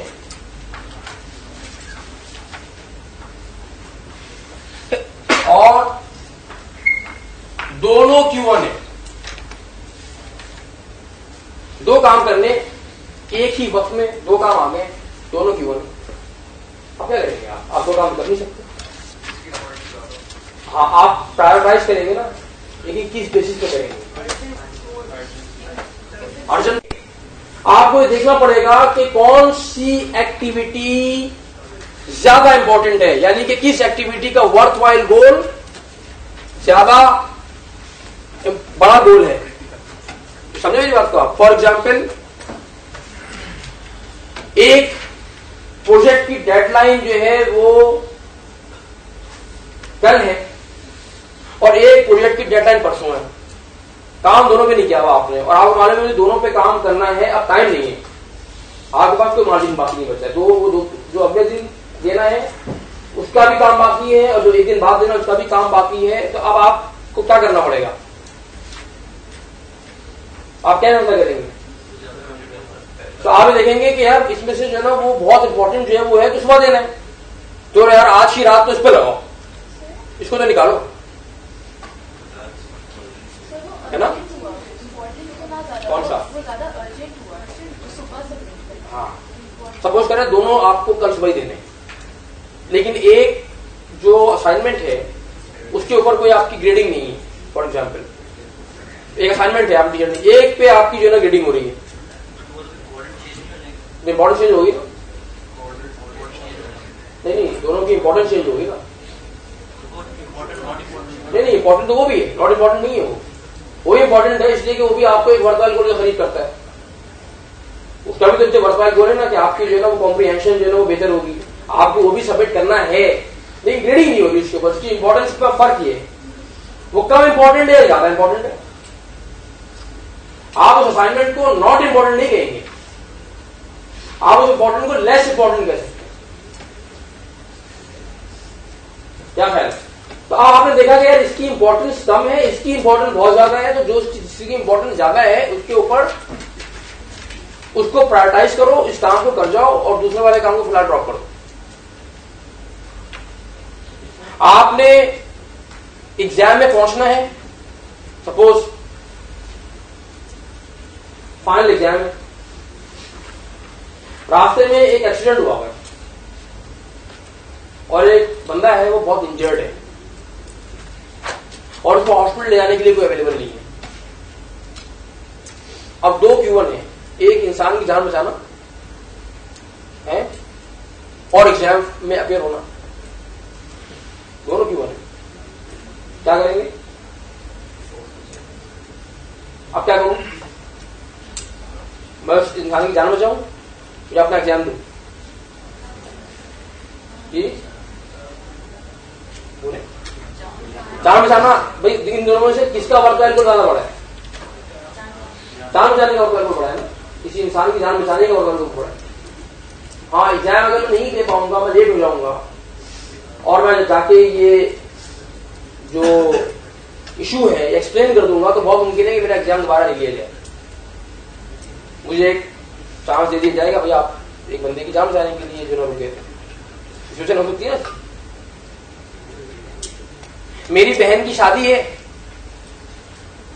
शाम को, मेरी बहन की शादी है और मेरे एक दोस्त को हार्ट अटैक भी हो गया उसी वक्त जो कि आया हुआ था। अब इसको हॉस्पिटल लेके जाऊं तो बहन की शादी में हो जाएगी, शादी में चला जाऊं तो उसको हॉस्पिटल ले जाने के लिए सपोज करने कोई नहीं है। अब क्या करूं? हॉस्पिटल ले जाऊंगा। तो जिंदगी में बहुत दफा आपके सामने ऐसी सिचुएशन आती है कि जो दोनों Q1 होती है। आपको ये सोचना होता है कि मेरे लिए कौन सी जो एक्टिविटी है वो ज्यादा इंपॉर्टेंट है और आपको वो काम कर जाना होता है। तीसरी चीज क्या है, यानी सिंपल Q1 को कर दें, 2 Q1 को एनालाइज कर दें और तीसरा क्या होता है, एक Q1 है और दूसरा Q2 है। अब क्या करूं? Q1 कर लूंगा। अच्छा, लेकिन फर्ज करें कि ये जो Q2 है ना, ये एक ऐसा Q2 है जो किसी वक्त भी Q1 में कन्वर्ट हो सकता है। इसलिए कि आप जितनी भी Q2 एक्टिविटीज आपने अभी बताई और देखी हैं, आप तमाम Q2 एक्टिविटीज पे गौर करें, आप पता चलेगा कि Q2 एक्टिविटीज को अगर डिले किया जाए तो वो Q1 में कन्वर्ट हो जाती है पॉइंट पर, वो हमेशा Q2 नहीं रहती, वो Q1 बन जाएगी। एक वक्त आएगा तो वो Q1 बनेगी। सपोज करें कि ऐसी Q2 एक्टिविटी है जो Q1 में कन्वर्ट होने का पोटेंशियल है, वो H के ऊपर है, बनी नहीं है, तो अब क्या करेंगे आप? अब आप फिर एनालिसिस करेंगे और ये देखेंगे कि अगर मैंने इस Q2 को अभी एड्रेस नहीं किया, वो मैं इसको एड्रेस नहीं करता और मैं इसको एड्रेस करता हूं एग्जिस्टिंग Q1 को है, और अगर उतनी देर में वो Q2 एक्टिविटी Q1 बन गई, कन्वर्ट हो गई वो, तो क्या होगा? तो क्या होगा? क्या मतलब कि अगर ये Q2 एक्टिविटी Q1 में कन्वर्ट हुई तो इसके जो कॉन्सिक्वेंसेस हैं वो ज्यादा होंगे या इस एग्जिस्टिंग Q1 के कॉन्सिक्वेंसेस ज्यादा हैं? अगर आपका एनालिसिस आपको ये बताए कि नहीं, उस सूरत में भी एग्जिस्टिंग Q1 के ही कॉन्सिक्वेंसेस ज्यादा होंगे, तो क्या करना चाहिए? ये करना चाहिए। लेकिन अगर आपका एनालिसिस आपको ये बताए कि बेटा अगर ये Q2 से Q1 बनी ना, तो ये जो Q1 बनेगा वो इस एग्जिस्टिंग Q1 से बहुत बड़ा Q1 होगा, लेकिन बहुत बड़ी एजेंसी होगी, तो क्या करना चाहिए? ठीक, Q2 को कर लेना चाहिए, इसको कुर्बान कर देना चाहिए, क्योंकि अगर वो Q2 Q1 बन गया तो वो आपकी जिंदगी में बहुत बड़ी परेशानी खड़ी कर सकता है, क्योंकि सीवियरिटी ज्यादा है ना अगर वो बन गया। ये बात समझ आई? नहीं समझ आई? फॉर एग्जाम्पल सपोज करें कि जो वो मेरी एक अदद मीटिंग है सुबह 8 बजे, मैं उस मीटिंग के लिए घर से निकलता हूँ, बहुत ही वो इंपॉर्टेंट भी मीटिंग है, अर्जेंट भी है, इसलिए कि जिनसे मीटिंग है मेरी, सपोज करें कि वो उस मीटिंग के बाद फ्लाई आउट कर रहे हैं पाकिस्तान से और मुझे उनसे मिलना है, और मेरी कोई बिजनेस डील है जो कि जो है ना वो डिपेंड कर रही है उस मीटिंग के ऊपर, और मैं घर से निकलने लगा। सपोज करें कि मेरे घर में मेरे वालिद साहब हैं, वो मुझे कहते हैं कि बेटे तुम कहाँ जा रहे हो? मैंने कहा बाबा मैं मीटिंग में जा रहा हूँ, और उनसे कहा कि बेटे सुबह से जो है ना आज मेरे कुछ जो है तबीयत सही नहीं लगी, और मुझे कुछ जो है ना चेस्ट में पेन हो रहा है, और कुछ मेरे जो है ना हाथ में पेन हो रहा है, और कुछ घबराहट सी हो रही है। निकलते निकलते उन्होंने कंप्लेन की। अच्छा, apparently he is not looking very serious, तो वो ये कंप्लेन कर रहे हैं कि हाँ मुझे पेन हो रहा है, कुछ जो है ना दर्द है। हो सकता है, अब मसला क्या हो सकता है कि जो पेन की वो शिकायत कर रहे हैं वो कोई कार्डिक पेन हो, एंजाइना का पेन हो सकता है कि वो कार्डिक पेन ना हो सकता है कि वो जो है ना वो गैस्ट्रिक कोई प्रॉब्लम हो, गैस्ट्रिक का पेन भी हो जाता है। आई एम नॉट श्योर, क्योंकि इस वक्त जो है ना मुझे सिचुएशन इतनी सीरियस नजर नहीं आ रही, तो वो एक कंप्लेनिंग उनका एक है आर्टिकुलेशन, तकलीफ हो रही है, बेटे घबराहट हो रही है। और दूसरी तरफ वो मीटिंग है जो डेफिनेटली Q1 है, उन शब्दों में सिर्फ आप ही मिल सकता हूँ, इसलिए कि वो मेरे से मीटिंग करके सीधा एयरपोर्ट चले जाएंगे, and I will not be able to meet this guy again. अब एक तरफ ये जो मीटिंग है ये क्या है, कौन सा क्वाड्रेंट में आएगी? Q1। और उस पॉइंट पे बाबा को हॉस्पिटल ले जाना कहां आएगा? Q2 है। इट इज नॉट डेफिनेट कि ये Q2 से Q1 बनेगा कि नहीं बनेगा, नॉट श्योर। हो सकता है गैस का पेन हो सकता है कि ना हो, चूंकि श्योरिटी नहीं है। तो अगर ये हुआ कोई कार्डिक पेन, कोई एंजाइना का पेन हुआ, तो इसका मतलब क्या हुआ कि हो सकता है कि अगले 1 घंटे में ये Q2 से Q1 में कन्वर्ट हो जाए, हो सकता है ना। अब क्या करो? अब अगर मीटिंग में जाता हूं, सपोज करें घर में गाड़ी एक ही है, there is nobody else who can take my father to the hospital, कोई अरेंजमेंट नहीं है, अगर मैं मुझे ही लेके जाना है, सपोज सिचुएशन इस तरह की, अब क्या करूं? उस मीटिंग को करूं जिसके ऊपर मेरी बहुत बड़ी बिजनेस डील डिपेंड कर रही है, या मैं जो है ना वो अपा जान को हॉस्पिटल ले जाऊं?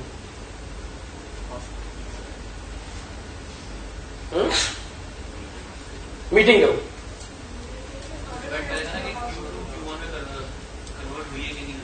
मैं कह रहा हूं ना, वो तो मुझे पता ही नहीं है ना। हो सकता है कि मैं जाऊं मीटिंग में और पीछे आधे घंटे बाद जो है ना वो कुछ पेन सीरियस हो जाए और हार्ट अटैक हो जाए, और हो सकता है कि ना हो। आई एम नॉट श्योर ना, कि मैं डॉक्टर नहीं हूं ना, मुझे नहीं मालूम कि वो पेन किस चीज का है। Q2 करना चाहिए।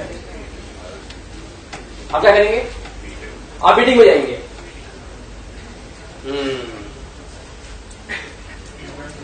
Q2 करना चाहिए, क्योंकि जब वो Q1 में कन्वर्ट होता है तो उसकी सीवियरिटी ज्यादा होगी। हाँ भाई, मैं ये समझाने की कोशिश कर रहा हूं, मुझे अपनी उस मीटिंग को सुने। यही वो गलती है जो दुनिया में लोग करते हैं, यह हर रोज की गलती है जो मैं और सुलेमान देखते हैं।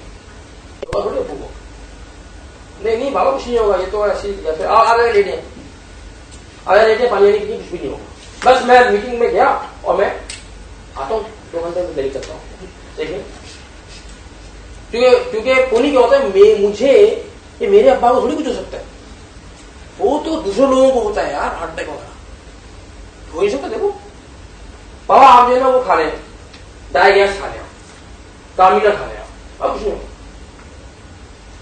इग्नोरिंग दी फैक्ट कि अगर ये Q2 Q1 में कन्वर्ट हो गया तो उसकी जो सीवियरिटी होगी वो इतनी ज्यादा होगी कि वो ऐसी 50 मेरी मीटिंग जो है ना मेरे दोस्त, वो उस Q1 वाले नुकसान को पूरा नहीं कर सकती,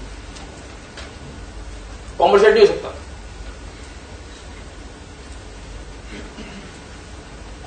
हो सकता है? नहीं हो सकता। तो मुझे क्या करना चाहिए? मैं कहा हाँ कोई बात नहीं, ठीक ठीक है, इन साहब से फिर मैं ईमेल पे कांटेक्ट कर लूंगा, नहीं करता मीटिंग। बिजनेस डील अगर मिलनी होगी तो मिल जाएगी। लेकिन बाबा की लाइफ, वो पता नहीं बाबा जो है ना वो खुदा खास जो है ना हाइपरटेंसिव तो है, ऐसा ना हो कि यार कुछ हो जाए तो मैं कहां जिंदगी भर इस गिल्ट को लेकर घूमूंगा। Let's focus on that people. और लाइफ में यही वो मिस्टेक है जो अक्सर लोग करते हैं।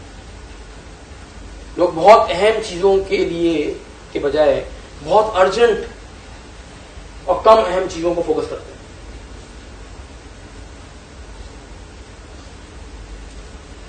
आइए एक और एग्जाम्पल देता हूं। सपोज करें कि मुझे 4 बजे कहीं पहुंचना हो और जो ट्रेवल टाइम है ना वो हो आधे घंटे का, तो मुझे कब निकलना चाहिए?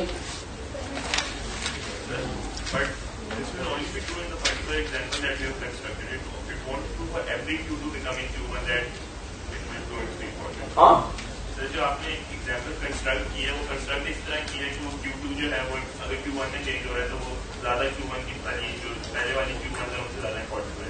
It is not going to be true for every Q2 that is coming in. Of course नहीं, हर किसी के तो नहीं होगा। मैं तो आपसे क्या कह रहा हूं कि आपको एनालिसिस करना चाहिए। मैं ये कहना चाह रहा हूं आपको, हर किसी में नहीं होगा। हो सकता है किसी में ऐसा हो कि हाँ नहीं होगा यार, अगर ये बन भी जाएगा Q1 तो उस एग्जिस्टिंग Q1 सीरियस नहीं होगा, तो क्या करना चाहिए? क्यों करना चाहिए? मैं क्या बताना चाह रहा हूं कि आप एनालिसिस कर लें किसी काम के ऊपर जंप करने से पहले। आप एक डायरेक्ट जंप ना करें, आप एक बार सोच लें कि भाई क्या है, प्रोज एंड कॉन्स एक बार देख लें। मैं ये कहना चाह रहा हूं, ठीक है। हाँ, मोस्टली एक बात मैं बता दूं, मोस्टली जब कोई Q2 Q1 में कन्वर्ट होता है ना तो एक Q1 नहीं बनता।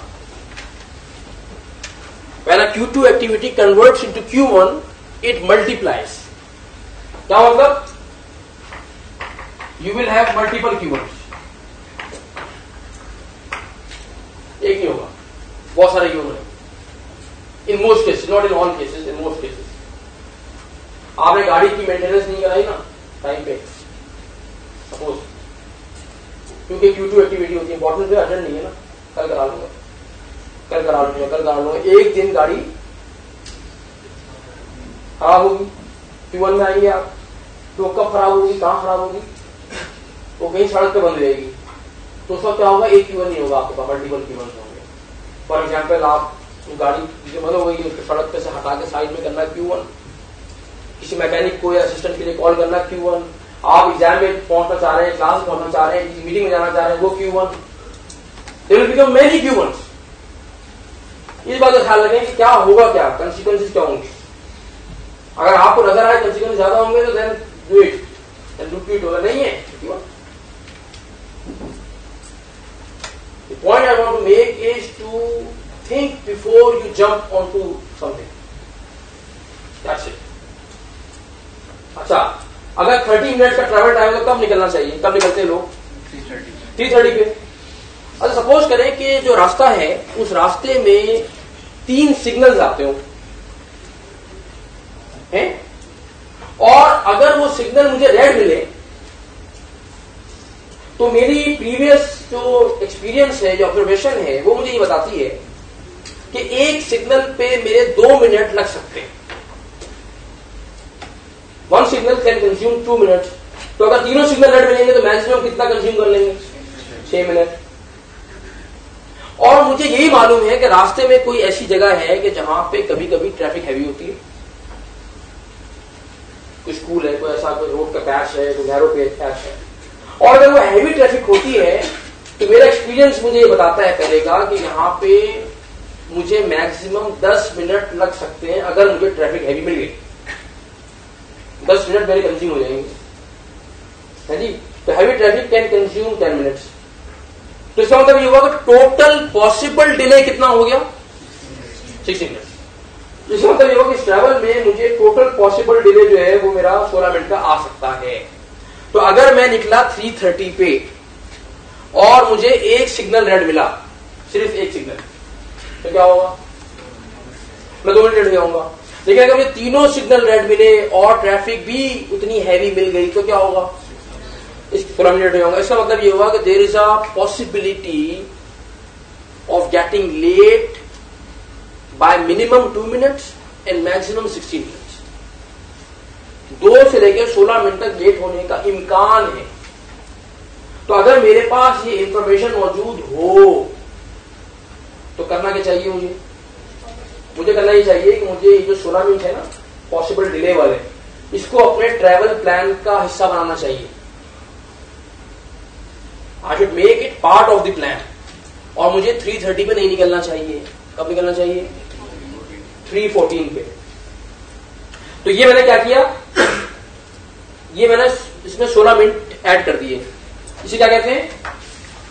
हाँ जी, इसे कहते हैं बफर। मैंने बफर ऐड कर दिया। बफर का मतलब क्या होता है?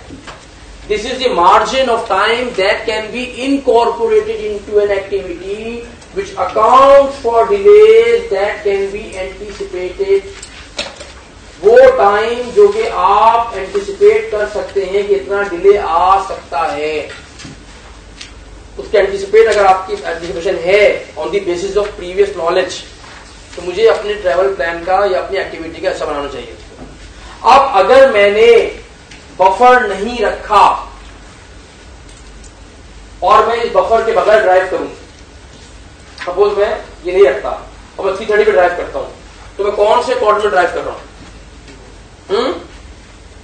Q1 ना, Q1 में ड्राइव कर रहा हूं। Now become important and urgent both to reach there on time. लेकिन अगर मैं बफर रख लूं तो मैं कौन से क्वाड्रेंट में ड्राइव कर रहा हूं? Q2 में ड्राइव कर रहा हूं। अगर मेरे पास इसी को थोड़ा सा और एक्सपेंड कर दें, सपोज मैंने एक प्रोजेक्ट करना है, एक असाइनमेंट करना है, उस असाइनमेंट को करने के लिए मुझे 1 हफ्ता मिला है, मुझे मैक्सिमम उस काम को करने के लिए 2 दिन चाहिए या 1 दिन चाहिए। तो जब 1 हफ्ता पहले मुझे असाइनमेंट मिला तो कौन से क्वाड्रेंट में था? Q2 में था। जब 4 दिन रह गए तो कौन से क्वाड्रेंट में? Q2। जब 3 दिन रह गए तो कौन से क्वाड्रेंट में? जब 1 दिन रह गया तो Q1।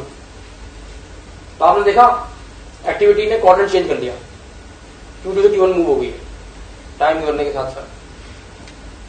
अच्छा, अब ये बताएं कि जब हम ड्राइविंग Q2 में करते हैं और एक ड्राइविंग Q1 में करते हैं, दोनों में तो फर्क होता है। अगर कोई शख्स Q1 में ड्राइव कर रहा हो तो ड्राइविंग कैसी होती है जी? क्रैश, क्योंकि आपका टाइम नहीं होता, आपको जल्दी होती है पहुंचने की। और आप Q2 में ड्राइव करते हैं तो आप सुकून से करते हैं, आप ख्याल रखते हैं अपना भी दूसरों का भी, तो ड्राइव में फर्क होता है। क्या Q1 वाली ड्राइविंग में कोई स्ट्रेस होता है?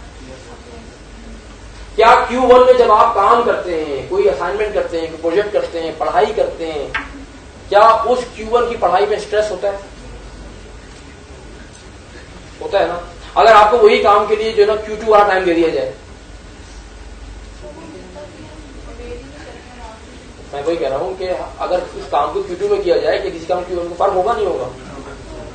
कौन से, इसका मतलब है किसी भी काम को करने के लिए आपके पास 2 ऑप्शन है, या तो आप उस एक्टिविटी को Q2 में कीजिए या Q1 में कीजिए। जी बोल साहब, कौन से जोन में क्वालिटी बेहतर होगी, स्ट्रेस कम होगा? Q2 में, because you have buffer, you have time, you can focus, you can review. Q1 में तो रिव्यू का टाइमिंग होता है ना, उसमें दूसरे में होता है कि भागो इससे निकालो इसको। इसीलिए जो $1 मिलियन पॉइंट है वो ये है, low stress high quality zone, whereas Q1 zone is a high stress low quality zone।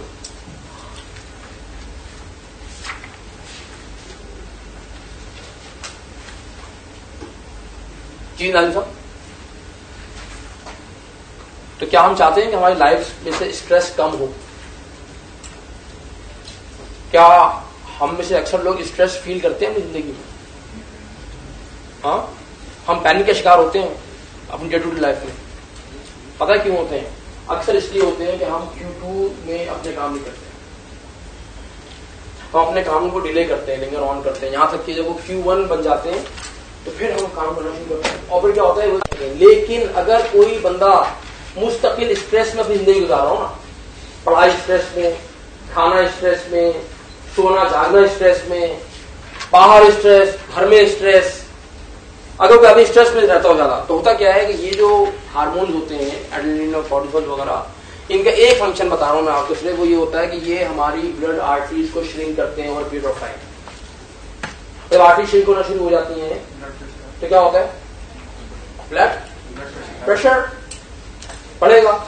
तो ब्लड प्रेशर बढ़ेगा तो ब्लड प्रेशर कहां लीड करता है, heart diseases, strokes, brain हैमरेजेस, paralysis, you know. और ये काम एक दिन में 2 दिन में नहीं होता, ये एक लाइफ स्टाइल है। It builds up over a period of few years. कहते हैं ना, वक्त करता है परवरिश बरसों, वक्त करता है परवरिश बरसों, हादसा एकदम नहीं होता। तो over period of few years हमारा अब्यूज हमने किया ना अपने साथ, वो एक दिन एक्सप्लोड होगा। तो रिजल्ट, आज का रिजल्ट क्या है पता है आपको? आज का रिजल्ट ये है कि if you visit big hospitals you will find out the majority of the heart patients are of the age group 30 to 45. They have a highly stressful life. And that's not the way Allah subhanahu wa ta'ala has designed our life to lead with. We have to be thoughtful again. कि अपने कामों को क्यों में करें। जी तो बहुत दफा ऐसा होता है कि कोई एक्टिविटी अगर हम Q1 में Q2 में करना स्टार्ट कर देते हैं, मतलब कि हम इस बात की माइंडफुल होते हैं कि आगे जाके टाइम नहीं होगा, स्ट्रेस होगा, मुश्किल होगा करना, बेहतर है अभी स्टार्ट कर दें। लेकिन जहाँ तक इस पे लिखा है वो है कि हाई क्वालिटी हाई प्रोडक्टिविटी होती है। तो यूजुअली ऐसा नहीं होता। आप अगर Q2 में बैठ जाते हो, आपको ध्यान में ये होता है ना कि यार ये बात मैं हमेशा पहले लेट करता आता हूँ, अभी मैं जल्दी स्टार्ट ले रहा हूँ, तो इसका मतलब ये नहीं कि मैं जरूरी है कि उतना टाइम लगाऊँ या उतनी मेहनत करूँ उस पर, आगे भी टाइम है। So you end up getting up from the writing table or getting up from the computer which you're working on. आप ज़्यादा जल्दी आप उठ जाते हैं क्योंकि आपके ज़हन में होता है कि पहले तो मैं कम टाइम में कर चुका हूँ, अभी मैं ज़्यादा टाइम है मेरे पास, और मैं टाइम है इसको I can take it easier. तो प्रोडक्टिविटी की हाई नहीं होती नॉट नेसेसरली। प्रोडक्टिविटी हाई क्यों नहीं होती? आपको लगता है कि टाइम बड़ा पड़ा? हाँ, ठीक है, आपको लगता है टाइम बहुत बड़ा है, इसलिए लगता है कि आपके पास और गोल्स नजर नहीं आ रहे होते आपको, इसलिए कि हम तो सिर्फ एक ही रोल को फोकस करके चल रहे होते हैं। अगर आपकी जिंदगी के जो रोल्स आपने पढ़े थे, अगर आपने हर रोल के अंदर जो ना काम करना है और आपने एमपीएल्स मीट करने हैं, तो फिर तो आपका टाइम बहुत नहीं होता है ना। हमारा फोकस तो एक ही रोल पे होता है ना, तो हम समझते हैं हाँ बहुत टाइम। तो अगर आपने बैलेंस करना है लाइफ को, तो रिजल्ट क्या होता है? रिजल्ट ये होता है कि हम एक पे फोकस हो जाते हैं और Q1 में हम करके निकाल लेते हैं, लेकिन उस पॉइंट पे क्या करते हैं, बाकी तमाम चीज डिस्टर्ब हो जाती है। Health disturb, diet disturb, exercise नहीं हो रही, सोशलाइजिंग नहीं हो रही, फैमिली को टाइम हम नहीं दे पा रहे होते, अपने आप को हम टाइम नहीं दे पा रहे होते। नतीजा क्या? तो हम फोकस एक चीज पे हो गए। तो आपको जो मैं बात समझा रहा हूं, ये कोर्स में बताना चाह रहे हैं क्या है कि इफेक्टिवनेस जो है ना, इसका मतलब ये नहीं होता कि हम एक रोल पर फोकस करके सारी रिसोर्सेज वहां लगा दें, बल्कि आपको जो है ना वो डिस्ट्रीब्यूट करनी होती है। तो अगर आपको इस बात की अंडरस्टैंडिंग क्लियर हो जाएगी ना, तो अगर आप कहेंगे लेकिन टाइम तो नहीं है मेरे पास, मुझे तो ये काम पहले करना है क्योंकि आगे और बहुत सारे काम है, आपका जो स्केड्यूल है वो तो बड़ा पूरा ब्लॉक होगा ना। क्या ख्याल है आपका? क्योंकि हकीम शहीद साहब जो करते थे, क्यों करते थे इस तरह से? इसलिए उनको मालूम था कि मुझे टेनिस भी खेलनी है, क्योंकि मुझे अपने हेल्थ और फिटनेस का भी ख्याल रखना है, मुझे अपनी फैमिली को भी टाइम देना है, मुझे राइटिंग भी करनी है, मुझे रीडिंग भी करनी है, मुझे लोगों से मिलना भी है, मुझे मीटिंग्स भी अटेंड करनी है। तो क्या होता था कि वो अपनी चीजों को Q2 में रख देते। नतीजा ये हुआ कि Q2 में, और रूल क्या है दुनिया की तारीख में, आप उठा के तमाम सक्सेसफुल लोगों की जिंदगी को पढ़ लें, आपको एक बात कॉमन मिलेगी, the degree of success of a person is directly proportional to how many hours he or she puts into Q2 activities in a day. अगर आप किसी इंसान की लॉन्ग टर्म सक्सेस देखना चाहते हैं तो ये देखिए कि उसकी जिंदगी में, उसके दिन में Q2 का पोर्शन कितना है, रेशो कितना है। जो लोग हर वक्त Q1 में होते हैं ना, जो लोग हर वक्त Q1 में होते हैं या ज्यादा Q1 में होते हैं, उनके लॉन्ग टर्म सक्सेस के चांसेस बहुत कम होते हैं। और जिन लोगों की जिंदगी में जो है ना Q2 होता है, वो हाई क्वालिटी लाइफ गुजारने वाले लोग होते हैं, ये वो लोग होते हैं कि जो बहुत बड़े बड़े काम कर जाते हैं।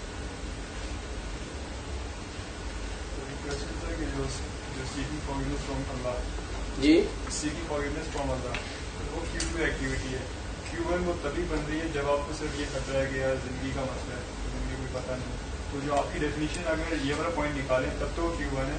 अगर वो आपकी डेफिनेशन तीनों पॉइंट्स रखें तो ये कभी भी Q1 नहीं बन रही। तो मुझे जरूरत नहीं है कि मुझे पता है मेरा इन्फिनिट जिंदगी है, मैं इससे गुजारूंगा। तो इसीलिए हम क्या करें कि आप उसके Q1 बनने का इंतजार ना करें, आप उस काम को Q2 में लगे करें।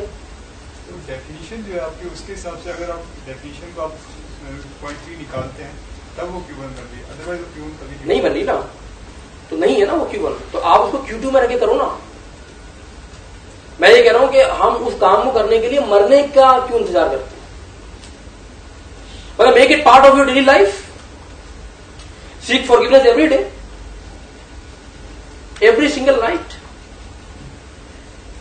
reflect on your life and do it every day. Why are we waiting for that time? ये तो नहीं है। जरूरत ये है कि आपको ये नहीं पता कि ये कब बन जाएगी अर्जेंट। पता है आपको मलिकुल मौत कब आने वाले आपके पास? मलिकुल मौत का और आपका अपॉइंटमेंट कभी मालूम है आपको? तो ये नहीं पता, इसी वजह से कह रहा हूं जिस डेफिनेशन भी एक फ्रेमवर्क बेस्ड है उसके अंदर से वो वाला पॉइंट अगर निकालते हैं तब तो ठीक है। नहीं, वो पॉइंट तो रहेगा ना, इसलिए कि फ्रेमवर्क अप्लाई जब होता है जब वो जिंदा हुआ। मैं आपको क्या कहना चाह रहा हूं कि आप इस काम को करेंगे ही ये समझ के करें कि अगर ये नहीं हो सका तो मैं Q2 में कर लूं ना, मैं Q1 में पैनिक में कैसे हुआ? पैनिक में तो तौबा ही नहीं होती। जब आप Q1 में जाएंगे ना तो तौबा ही नहीं होगी, टाइम खत्म हो गया, फिनिश, ऑल ओवर। तो इससे पहले कि वहां पहुंचे आप वो काम कर जाए,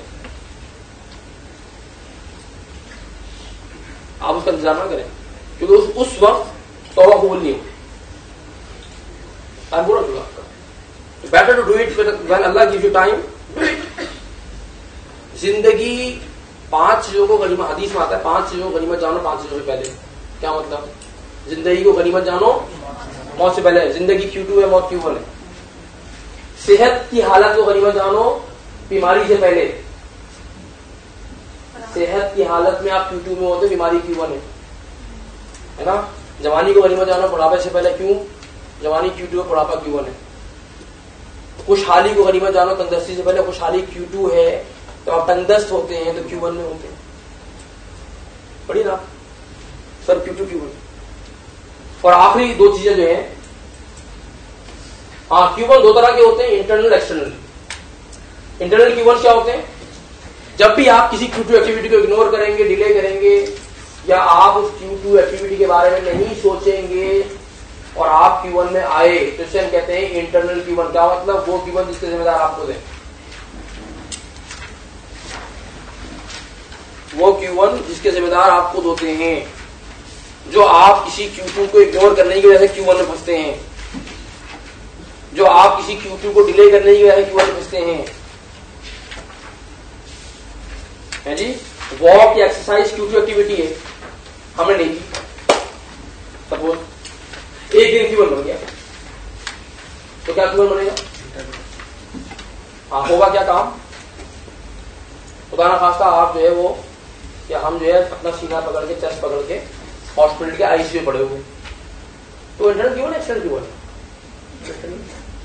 लोगों के पास बिजली का बिल, यूटिलिटी बिल आए हुए होते हैं। सबसे लंबी लाइन किस दिन होती है बैंक के बाद? आखिरी दिन होती है ना। ये जो आखिरी दिन होती है Q1 होता है। ये इंटरनल होता है, एक्सटर्नल होता है? इंटरनल होता है। कोर्स पढ़ने के लिए 3 महीने होते हैं, 4 महीने होते हैं। सपोज करें कि स्टूडेंट जो है ना वो 1-2 हफ्ते पहले पढ़ना शुरू करे, रिवाइज करना शुरू करे, और वो Q1 में प्रिपरेशन कर रहा है। इंटरनल एक्सटर्नल है? इंटरनल।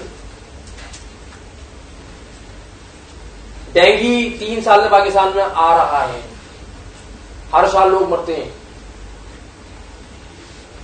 ठीक है। हम उसके लिए अरेंजमेंट नहीं करते, नेशनल लेवल पे बात कर रहा हूं, हम उसके लिए अरेंजमेंट नहीं करते, फिर लोग मर गए, फिर मुसीबत पड़ी हुई है। इंटरनल एक्सटर्नल है? इंटरनल।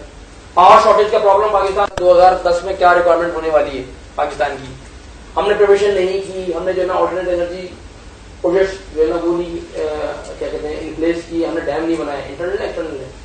इंटरनल है। आप ही बताइए कि हमारे अक्सर Q1 इंटरनल होते हैं एक्सटर्नल होते हैं? इंटरनल होते हैं।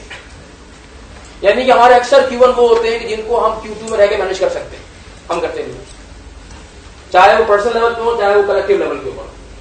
आप और गौर करें, आपको बहुत कुछ पता लगना शुरू हो जाएगा। और ये जानना क्यों जरूरी है फर्क?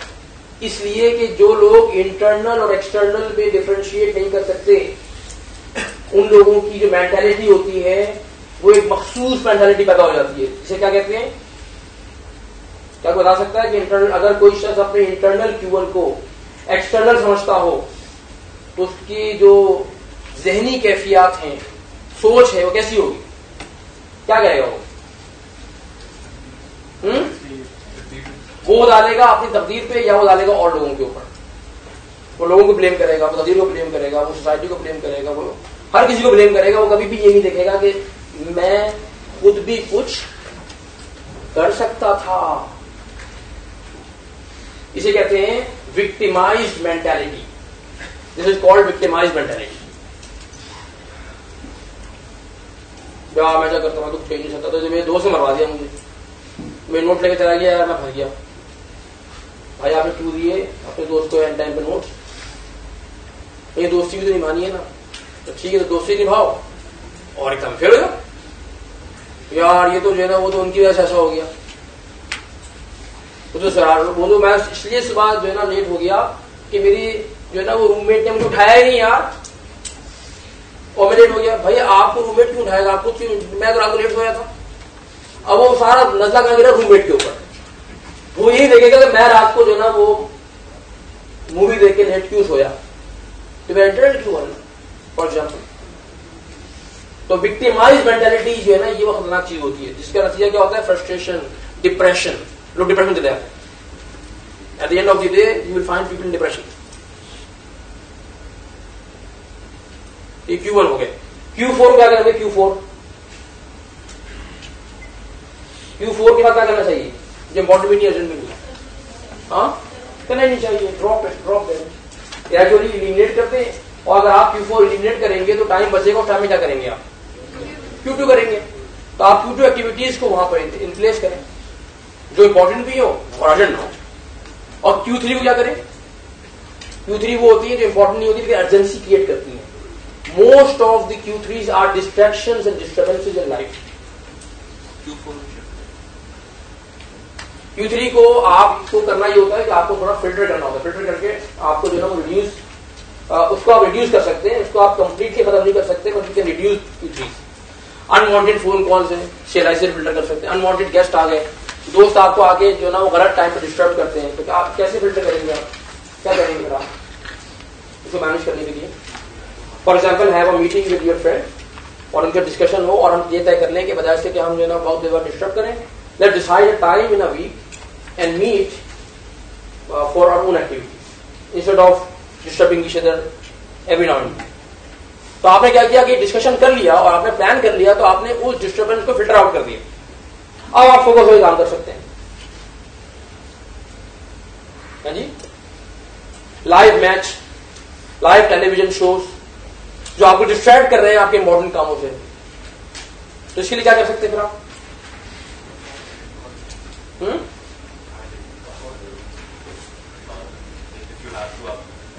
बाद में देख लें, ठीक है ना? या do not have television in your room. Suppose अगर टेलीविजन ही नहीं हो तो अच्छा यार, मैं जो ना अपना काम फोकस कर रहा हूँ। टेलीविजन होगा मैं खोलूंगा फंस जाऊंगा। सपोज तो you have to think creatively how to deal with this Q3। लेकिन आपको कोई ना कोई सोल्यूशन मिल जाएगा अल्टीमेटली। तो Q3 100% खत्म नहीं होंगे, लेकिन काफी हद तक कम हो सकते हैं। अब तो पूरा कंक्लूजन है इसका ये है, इन चारों क्वाड्रेंट्स का आपस में लिंक है। आइए देख लेते हैं। तो अगर हम Q4 को, हमने कहा कि Q4 को एलिमिनेट करना चाहिए लाइफ से, तो Q4 एलिमिनेट करेंगे तो वो टाइम कहां जाएगा? Q2 में लग जाएगा। इसका मतलब ये होगा कि आपकी लाइफ में Q2 का स्पैन बढ़ जाएगा, है ना? अगर आपकी लाइफ में ज्यादा Q2 होने लगे तो कौन सा क्वाड्रेंट नेचुरली रिड्यूस होना चाहिए? Q1, क्योंकि अभी हमने देखा था कि हमारे अक्सर Q1 इंटरनल होते हैं, यानी कि वो हमारे Q2 एक्टिविटीज को ना करने की वजह से बनते हैं, तो Q2 जनरेट होते हैं। तो Q2 ज्यादा करेंगे तो Q1 आपका रिड्यूस होगा, और अगर आप Q3 को भी फिल्टर करेंगे तो कुछ ना कुछ Q3 भी कम होंगे, सब कहां पे हो, कुछ तो होंगे, तो कुछ अगर Q3 भी कम हो जाएंगे तो आपको और टाइम मिलेगा Q3 के लिए। अगर लाइफ का डिजाइन ऐसा हो जाए तो इसका क्या मतलब होता है? What does it mean? What does this picture mean? हाँ, इसका मतलब होता है the quality of life will go up and stresses will go down, because now you are focusing on worthy things in your life, important things in your life. तो क्या हम ये चाहते हैं कि हमारी लाइफ की इफेक्टिवनेस बढ़े, हम ज्यादा इंपॉर्टेंट चीजों को फोकस करें, हमारे स्ट्रेसेस कम हो? क्या आप चाहते हैं कि नहीं चाहते? हम सभी चाहते हैं कि ऐसा हो। तो अगर ऐसा होगा तो उसका यही तरीका है कि आपको ये काम करना पड़ेगा। जी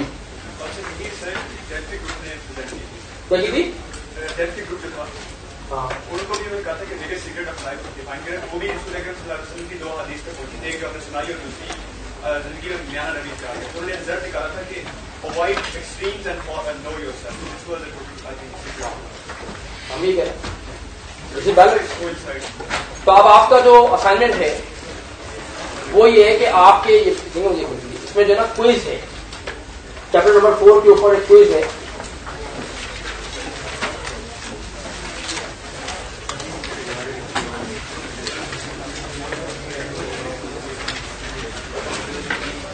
क्विज ए और क्विज बी, पेज नंबर 83 और page number 86।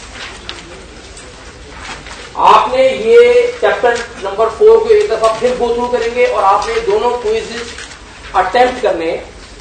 In the next session इंशाल्लाह तस्लिमान साहब आएंगे मेरा ख्याल है, उस सेशन में जो है ना वो इस क्विज को जो है ना हम क्विकली फीडबैक इसके ऊपर लेंगे। तो आपने दोनों क्विजेस जो है ना वो करने हैं, क्विज ए और quiz B on time, important system. Thank you very much, जज़ाकल्लाह खैर, सी यू नेक्स्ट टाइम।